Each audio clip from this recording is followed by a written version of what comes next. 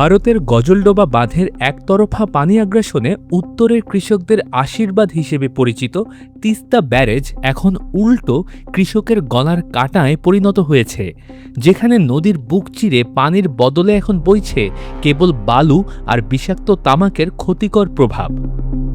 ১৯৩৫ সালের দিকে এই সেচ প্রকল্পের ধারণা তৈরি হলেও মূলত ১৯৭৯ সালে নীলফামারীর ডালিয়া পয়েন্টে তিস্তা ব্যারেজের নির্মাণ কাজ শুরু হয় এবং প্রায় ৮৫৭ কোটি টাকা ব্যয়ে ১৯৯০ সালে এর কাজ শেষ হয়।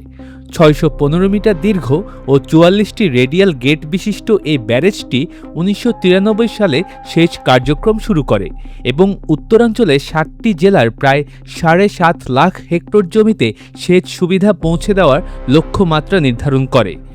শুরুর দিকে এই প্রকল্পের সুফলও মিলেছিল ব্যাপক। ফসলের উৎপাদন তীব্রতা ১৮০% থেকে বেড়ে ২৩০% পৌঁছায় এবং বছরে প্রায় ১০ লাখ মেট্রিক টন অতিরিক্ত ফসল উৎপাদিত হতে থাকে। কিন্তু বাংলাদেশের এই সাফল্যের পথে চরম বাধা হয়ে দাঁড়ায় উজানে থাকা ভারতের গজলডোবা বাঁধ, যা বাংলাদেশ সীমান্ত থেকে প্রায় ১০০ কিলোমিটার দূরে অবস্থিত। ৭০-এর দশকের শেষের দিকে ভারত ৫৪টি লক গেট বিশিষ্ট এই বাঁধ নির্মাণ শুরু করে এবং ৯০-এর দশকের শেষের দিকে তা পুরোপুরি চালু করে তিস্তার পানির একচ্ছত্র নিয়ন্ত্রণ নিজেদের হাতে নিয়ে নেয়। গজলডোবা নির্মাণের আগে শুষ্ক মৌসুমে ডালিয়া পয়েন্টে তিস্তার স্বাভাবিক প্রবাহ ছিল ৪,০০০ থেকে ৬,০০০ কিউসেক, যা এখন নেমে এসেছে ১২০০ থেকে ১৫০০ কিউসেকে। এমনকি ফেব্রুয়ারি-মার্চ মাসে তা ২০০ থেকে ৫০০ কিউসেকেও নেমে আসে। ২০১৬ সালে তো এই প্রবাহ মাত্র ২৩২ কিউসেকে ঠেকেছিল। অথচ তিস্তা ব্যারেজ পুরোপুরি সচল রাখতে কমপক্ষে ৪,৫০০ কিউসেক পানির প্রয়োজন।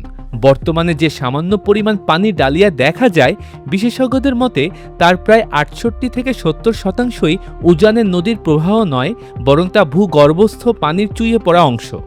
শুষ্ক মৌসুমে পানির এই চরম হাহাকারের বিপরীতে বর্ষাকালে আবার গজলডোবা থেকে পূর্ব ঘোষণা ছাড়াই হঠাৎ পানি ছেড়ে দেওয়ায় দেখা দেয় প্রলয়ঙ্করী বন্যা। যেমন ২০২১ সালের অক্টোবরে মাত্র ২৪ ঘন্টার ব্যবধানে প্রবাহ ৮৩০ কিউসেক থেকে বেড়ে ৩,০৫০ কিউসেকে পৌঁছায়, যার ফলে আকস্মিক বন্যায় ১,৩৬,০০০ মানুষ পানিবন্দী হয়ে পড়ে এবং ফসলের জমিতে পুরো বালুর স্তর জমে যায়। সেচের পানির এমন অভাবে উত্তরাঞ্চলের কৃষকরা এখন বাধ্য হয়ে বোরো ধান বা ভুট্টার বদলে ব্যাপকভাবে তামাক চাষের দিকে ঝুঁকছেন। লালমনিরহাট, নীলফামারী সহ বিভিন্ন জেলায় এখন লাখো হেক্টর জমিতে তামাক চাষ হচ্ছে, যা আপাত দৃষ্টিতে লাভজনক মনে হলেও এর পেছনে লুকিয়ে আছে চরম স্বাস্থ্য ঝুঁকি ও ঋণ চক্র। তামাক চাষ করতে গিয়ে ৬২% কৃষক জানাচ্ছেন তাদের জমির উর্বরতা নষ্ট হয়েছে এবং ৫১% কৃষক মারাত্মক স্বাস্থ্য ঝুঁকিতে ভুগছেন। এমনকি নারীদের মধ্যে গ্রিন টোব্যাকো সিকনেসের হার ৫৫% গিয়ে ঠেকেছে।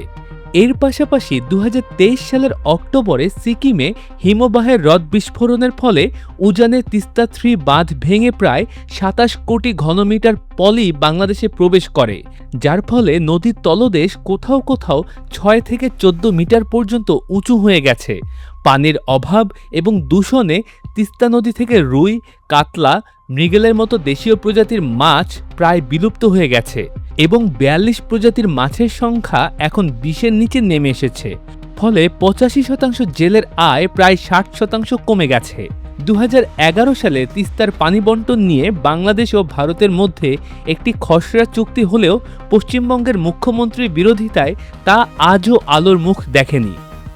এমন পরিস্থিতিতে নদীর নাব্যতা ফেরাতে এবং সেচ সংকট দূর করতে চীনের সহায়তায় $১ থেকে $১.৫ বিলিয়ন ব্যয়ে তিস্তা মহাপরিকল্পনা হাতে নিয়েছে বাংলাদেশ।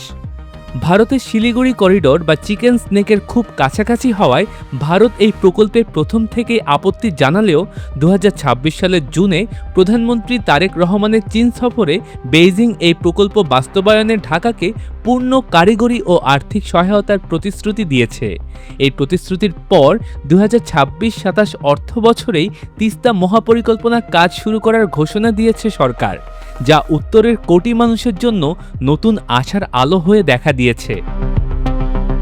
সবশেষ খবর সবার আগে পেতে আমাদের ফেসবুক পেজ ফলো করুন, ভিডিওটি লাইক, কমেন্ট, শেয়ার করে সাবস্ক্রাইব করুন এবং বিস্তারিত পড়ুন dinajpurtv.com-এ। Dinajpur TV multimedia desk.